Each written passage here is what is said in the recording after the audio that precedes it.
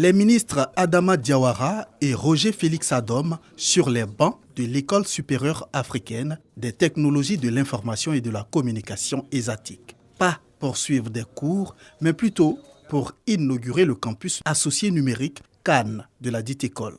Une plateforme qui a pour vocation la formation diplômante conjointe entre des établissements ivoiriens et français. Le Cannes est un programme monté dans le cadre du hub franco-ivoirien.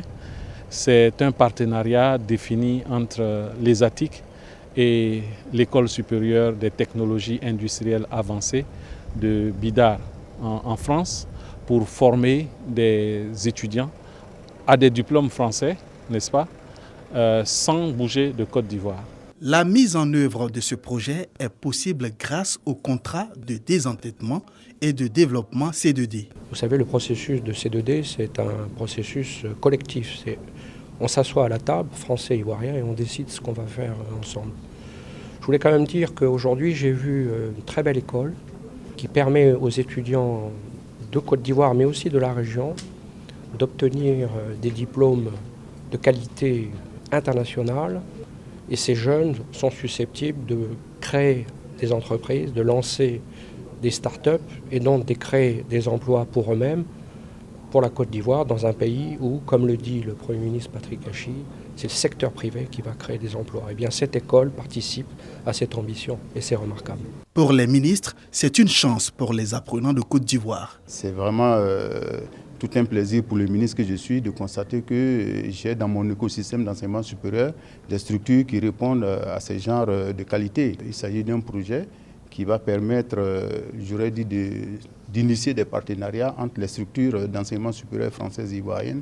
Et cela, c'est tout bénéfice pour nos étudiants. Il est important que nous ayons des jeunes Ivoiriennes, des jeunes Ivoiriens bien formés. Donc ceci garantit des compétences numériques, ceci garantit l'avenir de notre pays et puis faire en sorte que nous puissions entrer réellement dans la cyber-excellence.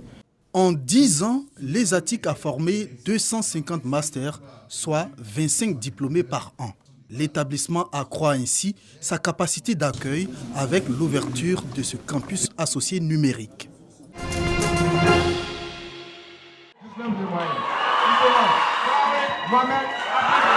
20 de moyenne, c'est ce qu'a obtenu Mohamed Traoré, élève en classe de 3e, au premier et deuxième trimestre. Ces notes lui valent aujourd'hui le prix du meilleur élève en mathématiques du lycée moderne de Port-Bouët. Son frère aîné, Hakim Traoré, glane quant à lui le prix d'excellence de mathématiques 2022, toutes catégories confondues. C'est une fierté d'être lauréat aujourd'hui, mais franchement, mon objectif principal c'est le bac. Parce que le bac il est dans la main de Dieu. C'est ça que mon objectif principal actuellement. Le bas âge, notre papa nous habitue à travailler. Quand on venait à l'école en primaire, on nous donnait des cahiers pour travailler, des cahiers de mathématiques, des livres de lecture, on lisait beaucoup. Je remercie Dieu, Allah subhanahu wa ta'ala, qui nous a facilité l'éducation de ses enfants. Bon, je leur dis seulement de prendre l'éducation de leurs enfants comme une priorité et de les éduquer dans la religion et dans l'honnêteté. C'est tout ce que je peux dire aux autres parents. Comme les frères Traoré, ils sont 25 élèves à être primés ce matin à l'issue d'une cérémonie de récompense organisée par le Conseil des professeurs de mathématiques du lycée moderne de Port-Bouët. J'ai été honorée d'être récompensée aujourd'hui et j'aimerais inciter mes amis à bosser, se donner effort au travail parce qu'au bout de l'effort, il y a du réconfort. On s'est rendu compte que nos élèves n'avaient pas de bonnes notes au BPC.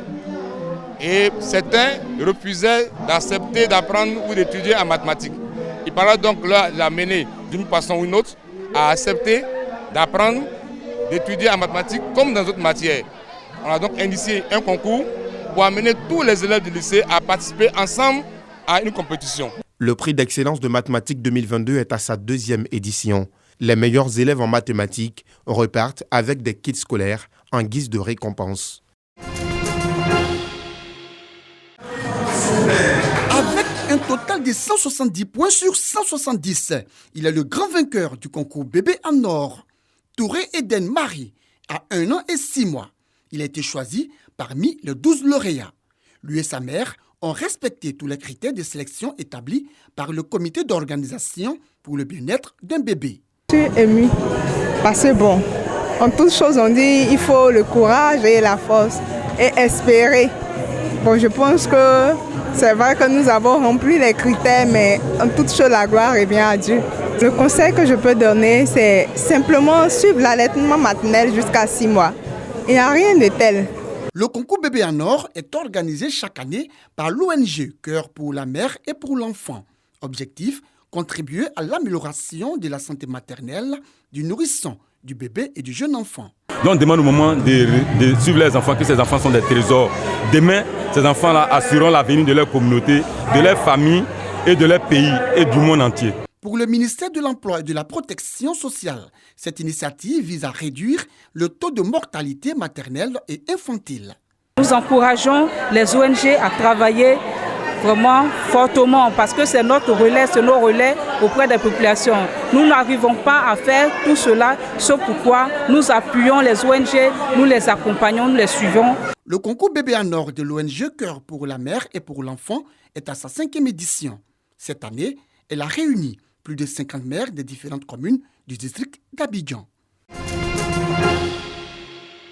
Dosso Mengolo et Diomandé Massama, âgés tous deux de 11 ans, étaient privés de l'usage de leurs membres inférieurs depuis l'âge de 2 ans suite à une maladie, la poliomyélite. Contrairement à leurs camarades d'âge, ces enfants ne pouvaient ni jouer convenablement en plus d'être la risée d'une frange des habitants du village. Elle ne pouvait pas marcher. Qu'elle tombait, quelqu'un partait au champ, elle prenait son enfant pour l'amener au champ. Les autres se moquaient de son enfant. Grâce à des soins et du matériel orthopédique, Mengolo et Massama peuvent désormais goûter aux délices de la marche.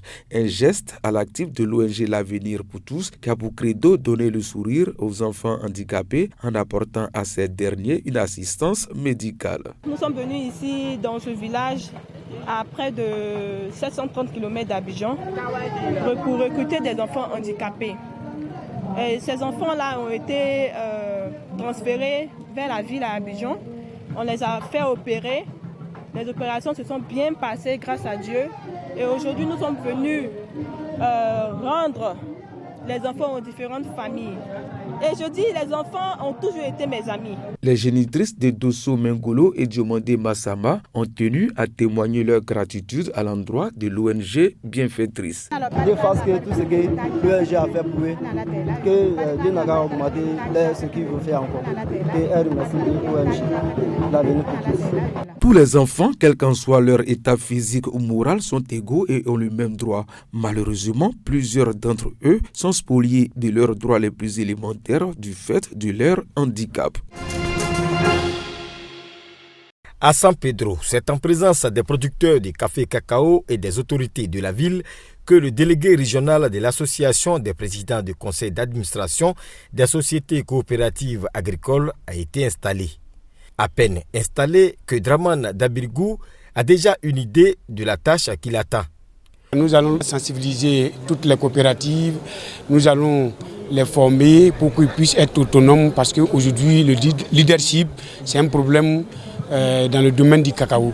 Juste après San Pedro, la délégation de l'ASPACCC s'est rendue dans la Nawa, une grande zone productrice de cacao, pour installer le délégué régional. En présence bien sûr des autorités de Soubri et des producteurs.